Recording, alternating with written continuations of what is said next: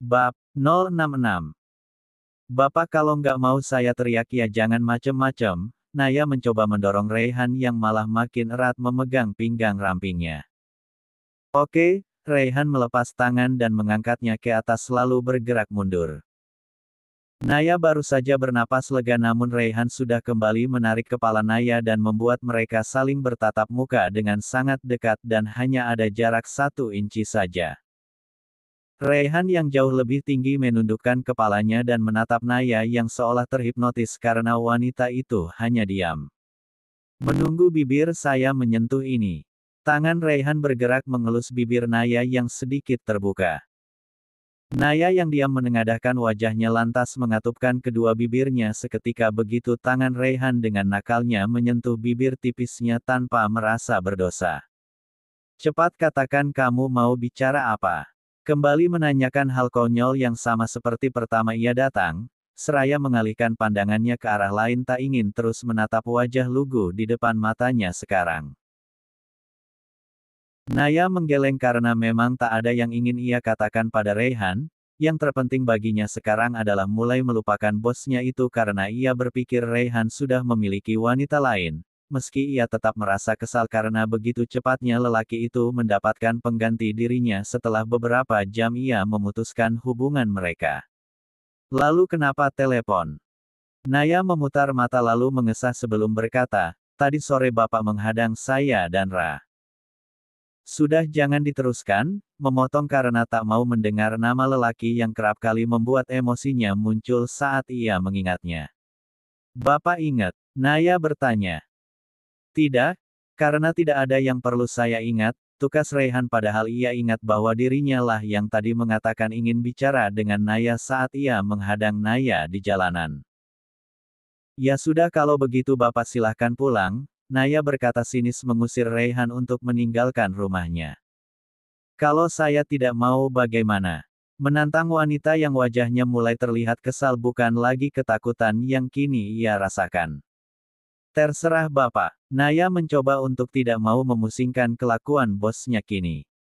Kalau gitu saya tidur di sini, sudah mengambil posisi senyaman mungkin di atas karpet. Naya yang baru akan melangkah menuju kamar gegas berbalik dan melihat Raihan dengan tajam, Bapak jangan bikin saya naik darah. Naya berkata ketus dengan pandangan mata yang begitu marah, merasa bosnya itu terus saja mempermainkan dirinya sesuka hati bahkan tak pernah mencoba untuk berpikir bagaimana perasaannya yang terus saja terombang-ambing bagaikan sebentuk buih di lautan yang terus bergerak ke sana-sini. Darahmu sudah sampai mana sekarang? Sudah sampai ke puncak gunung atau bahkan sudah melebihi tingginya awan di langit? Malah mengejek perkataan Naya. Naya begitu miris mengingat bagaimana dirinya bisa membuka hati dan menempatkan Raihan di sebagian besar hati dan jiwanya, sungguh ia tak pernah menyangka bahwa dirinya bisa mencintai Raihan meski ia masih mempertanyakan perasaan Raihan kepadanya, walaupun berulang kali lelaki itu terlihat terus mengejar dan berusaha mendapatkan dirinya, tapi ia masih meragukan lelaki itu apalagi kenyataan lelaki yang berada di rumahnya itu mengatakan telah memiliki wanita lain sebagai pasangannya. Sudah puas melihat wajah saya? Atau masih perlu waktu lama agar kamu bisa tidur nyenyak hari ini? Raihan berkata karena Naya terus melihat dirinya yang sudah duduk di karpet bahkan badannya hampir terlihat tiduran karena posisinya yang menyender santai seolah sedang berada di rumahnya sendiri. Sebaiknya Bapak pulang sekarang, Naya kembali meminta Raihan untuk pergi dari rumahnya. Saya akan pulang, tapi saya harus memastikan bahwa kamu tidak akan menyesal telah melepaskan saya begitu saja. Naya menggeleng sebagai jawaban tidak akan ada yang perlu ia sesali karena setelah ini ia akan mulai menata kembali hatinya yang sedikit tergores luka oleh Raihan dan menghapus nama Raihan yang sudah mulai terukir di setiap degup jantungnya. Bagus kalau begitu, lelaki itu beranjak dari posisinya lalu mendekati wanita yang sudah berdiri di depan pintu kamar. Tanpa meminta izin lebih dulu lelaki bertubuh tegap itu membungkukkan badannya dan langsung mencium bibir Naya dan memainkannya perlahan bahkan terasa begitu hati-hati dengan tangan yang mengusap tengkuk Naya mengalirkan sensasi tersendiri bagi wanita muda itu. Naya yang terbuai akhirnya ikut larut dengan apa yang Raihan lakukan, bibirnya yang bergerak membalas membuat Raihan melihat matanya yang terpejam lalu wajahnya terlihat menunjukkan senyum kemenangan. Setelah merasa rencananya berhasil, Raihan lalu memberi jarak antara bibirnya dan wanita yang terdiam karena canggung. Sebagai kenangan, ucapnya tanpa mau tahu bagaimana aliran darah Naya seolah berhenti mengalir karena perbuatannya. Tangan Raihan mengusap bibir Naya yang tadi ia rasakan tanpa permisi lalu melangkah keluar rumah tanpa menoleh lagi, seakan membiarkan Naya larut dalam keterkejutan. Saya bukan memberi kenangan, tapi saya sedang membuat kamu agar tidak pernah bisa melupakan saya setelah hari ini, gumam Raihan seraya memasuki mobil yang sejak tadi menunggunya dengan tak sabar karena waktu terus bergerak menuju pagi. Di atas ranjangnya Naya terus meratapi kebodohannya yang begitu mudahnya terhanyut oleh buayan yang diberikan oleh Raihan. Bagaimana bisa ia mau dicium oleh lelaki yang sudah tak ada hubungan apapun lagi dengannya, bahkan lelaki itu kini sudah memiliki wanita lain, dan itu artinya sekarang dirinya tidak lebih berharga dari apapun karena berada di antara dua insan yang sedang menjalin hubungan. Naya menutup wajahnya dengan telapak tangan lalu membenamkan di atas bantal, merasakan pedihnya menjadi dia saat ini. Naya dan juga Sisil sudah berada di lobi kantor berjalan sambil mengobrol entah tentang apa, namun kedua wanita itu terlihat saling menebarkan tawa riang apalagi saat mata Sisil melihat Rama yang juga baru saja datang lalu Sisil melambaikan tangan memberitahu keberadaan dirinya dan juga Naya. Baru sampai, tanya Rama seraya mendekat pada dua orang wanita yang tengah berdiri di dekat meja resepsionis. Naya dan Sisil kompak mengangguk menjawab pertanyaan Rama. Gimana keadaan kamu? Melihat Naya sebab ia masih khawatir dengan kejadian kemarin karena ia sempat melihat kepala Naya membentur dashboard mobilnya. Masih sakit nggak? Lanjutnya menatap Naya yang gegas menggelengkan kepala. Enggak kok, kata Naya. Emangnya kamu kenapa? Sisil bertanya karena memang ia tak tahu menahu tentang kejadian yang Naya dan Rama alami kemarin sore. Kepentok kaca, Naya sudah menjawab seraya matanya melihat Rama lalu menggeleng agar Rama tidak usah mengatakan hal yang mereka alami pada Sisil, karena Sisil pasti akan membahasnya sampai puas dan tentunya akan membuat telinga panas karena mendengarkan ocehan tak berujung dari temannya itu.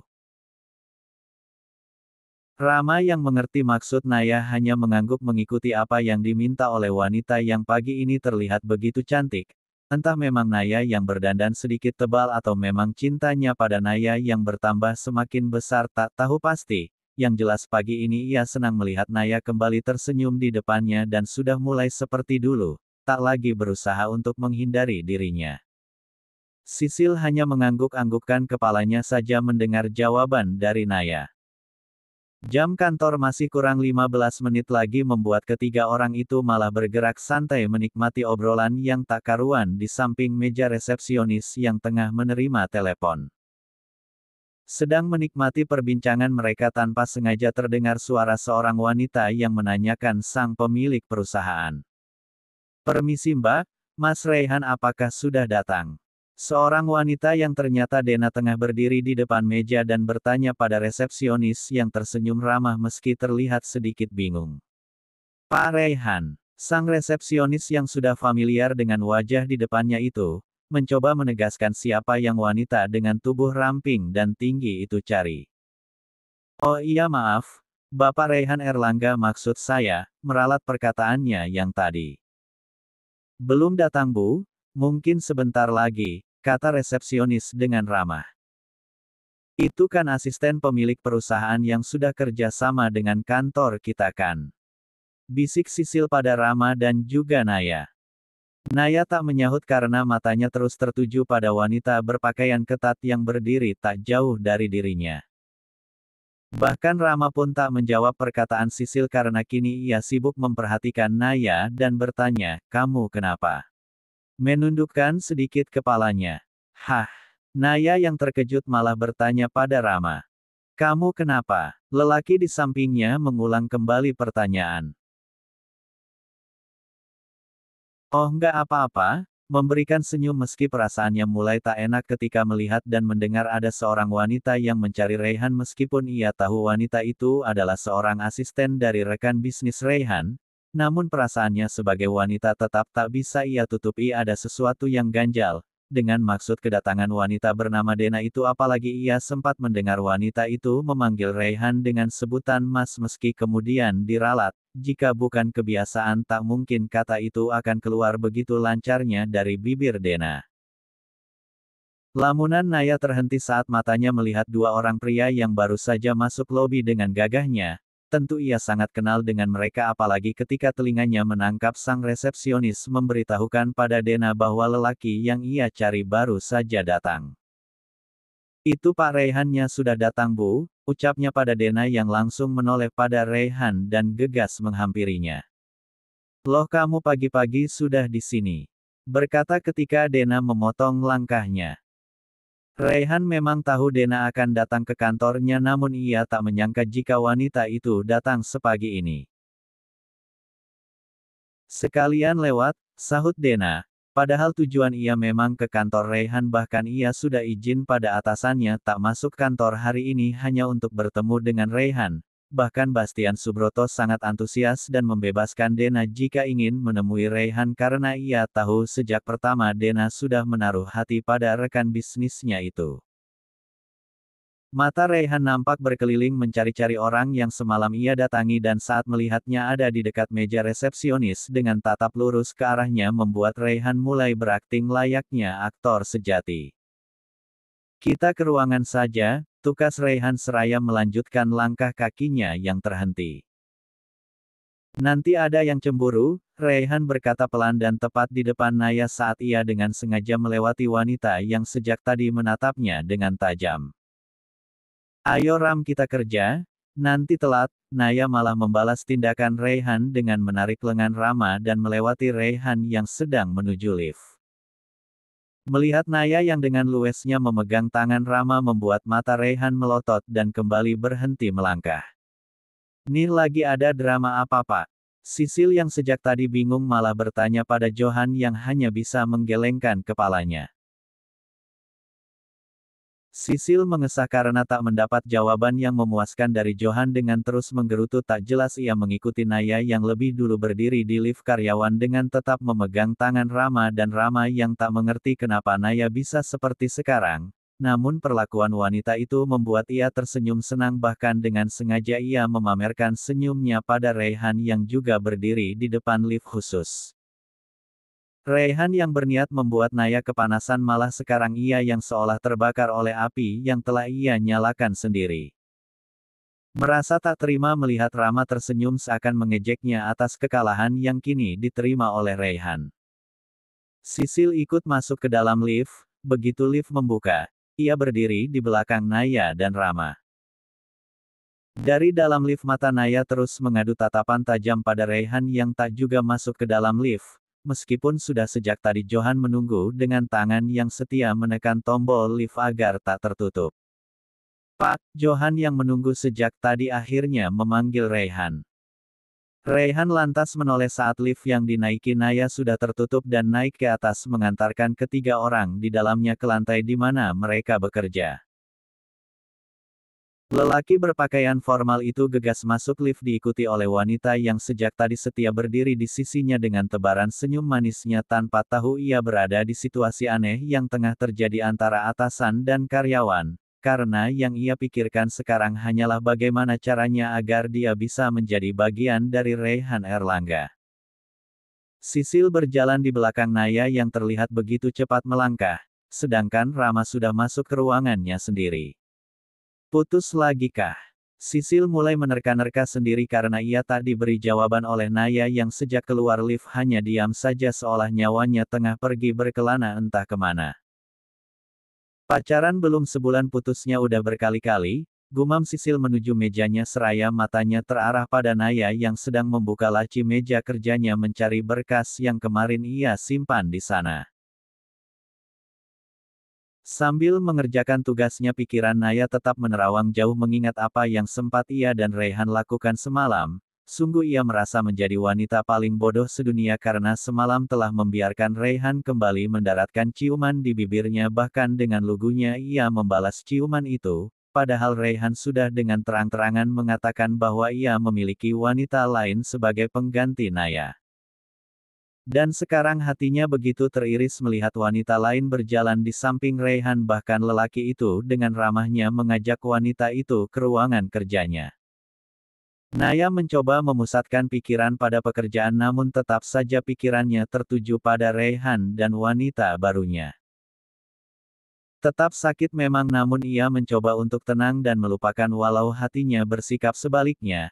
Perlahan ia merasa mampu untuk lupa pada mantan kekasih yang hanya beberapa sesaatnya itu.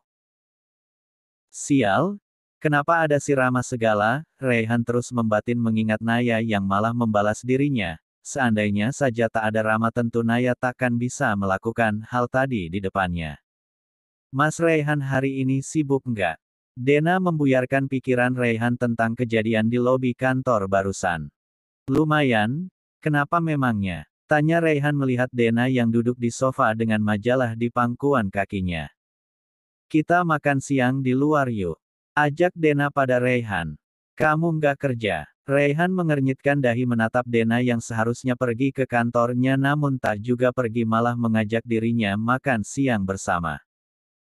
Aku libur mas, udah izin sama Pak Basko, Dena memberitahukan lelaki berhidung mancung sempurna itu. Oh begitu, Raihan berkata datar tanpa ekspresi apa-apa. Gimana? Bertanya lagi karena belum mendapat jawaban dari Raihan. Saya lihat jadwal dulu, mencoba berkelit dari ajakan Dena mencari cara agar tak pergi dengan wanita itu sebab ada yang harus ia kerjakan saat makan siang nanti. Raihan melihat Johan yang sejak tadi membantunya mengecek berkas yang harus ditandatangani dengan tatapan mata penuh instruksi rahasia yang Johan yang bisa mengerti. Johan mengambil tabnya dan berpura memeriksa jadwal Raihan hari ini. Hari ini Bapak ada rapat dengan direksi jam 9 tepat, ujar Johan terus menatap layar tab padahal hanya ada sebaris tulisan dan itu pun tak jelas apa tulisannya. Jam 9 kan? Bukan jam makan siang. Dena yang duduk di sofa kembali berkata dan berharap jam makan siang Raihan tak ada rapat dengan siapapun. Jam 9 selesai, jam 10 lewat dan Bapak harus langsung ke Bandung untuk bertemu dengan kepala cabang di sana. Johan melanjutkan perkataan nihilnya dengan santai tanpa menghiraukan wajah gadis yang tengah duduk menjadi lemas karena gagal makan siang dengan lelaki idamannya. Oh iya, saya harus ke Bandung ya, untung kamu ingatkan. Raihan bersandiwara seakan baru ingat harus pergi menemui kepala cabang perusahaannya yang berada di Bandung. Sekarang sudah jam 9 kurang Pak, Bapak harus sudah ada di ruang rapat sepertinya, kata Johan singkat tanpa melihat wanita yang tengah melihat dirinya. Dena yang merasa diusir secara tidak langsung oleh Johan lantas beranjak dari sofa dan pamit pada Raihan. Hati-hati, ucap Raihan pada Dena. Mendengar kata itu membuat Dena menyunggingkan senyum lalu mengangguk pada Raihan. Wanita itu merasa diperhatikan oleh sang lelaki padahal kata yang keluar itu hanyalah sekedar basa-basi saja dari si pemilik mulut yang terkadang asal keluar tanpa memikirkan efek yang akan ditimbulkan nanti. Johan menarik napas lalu berdecak menyaksikan kelakuan bosnya yang akhir-akhir ini sering melibatkan dirinya pada urusan pribadi sang atasan, yang tengah sekarang mengangkat kedua jempolnya memuji kecekatan Johan dalam membaca situasi dan kode yang ia berikan. Jam makan siang, para karyawan sudah sibuk menuju kantin untuk mengisi perut yang sudah keroncongan, bahkan sebagian sudah mulai mengeluarkan suara tabuhan gendang. Nay, Sisil sudah berdiri menunggu Naya. Kamu aja, aku nggak lapar, ujar Naya menolak. Ajakan Sisil untuk pergi ke kantin. Kamu mau nitip sesuatu nggak? Tanya Sisil. Enggak, menggeleng pelan. Hari ini ia tak bersemangat untuk melakukan apapun termasuk untuk sekedar mengisi perutnya yang memang belum makan sejak tadi pagi. Namun saat melihat adegan di lobi tadi perutnya merasa terisi penuh tanpa harus mengisinya. Ya udah, aku ke kantin ya. Kalau nanti ada yang mau dibeli kamu telepon aja, tukas Sisil. Iya, sahut Naya seraya menopang kepalanya di atas meja. Sepertinya karyawan untuk makan siang, kantor terlihat sangat sepi karena hanya tinggal Naya seorang yang tersisa di ruangan itu.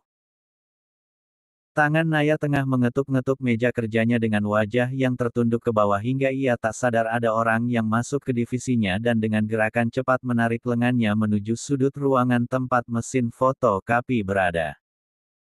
Naya kaget begitu melihat siapa yang dengan berani menarik tangannya dengan kencang dan membuat tubuhnya membentur mesin berbentuk kotak besar di pojokan.